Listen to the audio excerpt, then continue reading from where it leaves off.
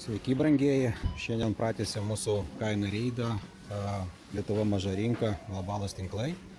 Kaip visada, tradiciškai aptarinėsime globalius tinklus. Tai yra IKEA, kuri priklauso Revė grupiai, kuri Europoje veikia, ir Revė pavadinimu, ir Byla pavadinimu.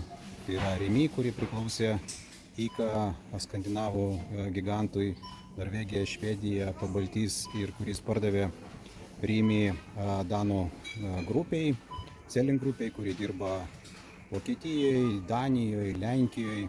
Ir be abejo Lidlas, kuris dirba daugelį šalių. Tai iš principo vadybininkų, kuris dirba Lietuvoje ar, nežinau, ar Latvijoje, iš principo sužinoti, kokiom kainom perka jo kolega Šveicarijoje, yra vieni niekai, ir jis gali ir sužinoti, ir pasidaryti, ir padaryti jungtinius pirkimus, bet dėja to neįvyksta. Tai vienas iš pavyzdžių šiandien mūsų radare yra Gillette Fusion 5X skutimosi želė.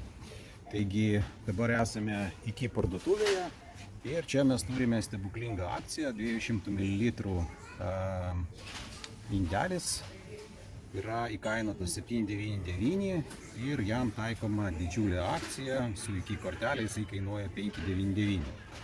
Tai kaip daromas tokias didžiulės akcijos, tai visų pirma yra galimybė pakelti tą taip vadinamą reguliarią kainą, tai 7,99, kai tuo tarpu Remi parduotuviai, taipogi nepigiausiai Lietuvoje, toksai pat Gillette'as įkainotas 6,89. Bet dabar nukeliaukime į užsienį ir nukeliaukime pas IKEA mamytę Revė.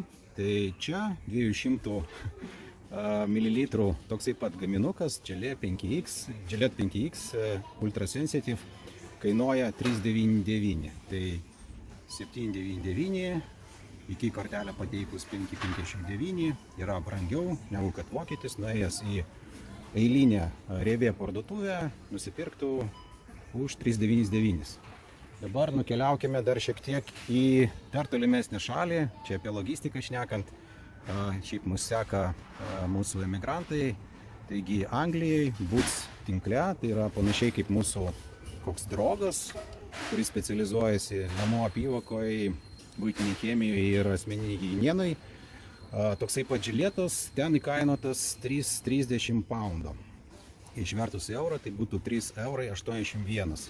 Tai dar pigiau negu kad Vokietijoje. Tai 3,81 saloje, į kurią reikia dar plukdyti turbūt, kalbant apie logistiką ir panašiai, kainuoja kartais pigiau negu kad Lietuvoje, vėlgi 7,99.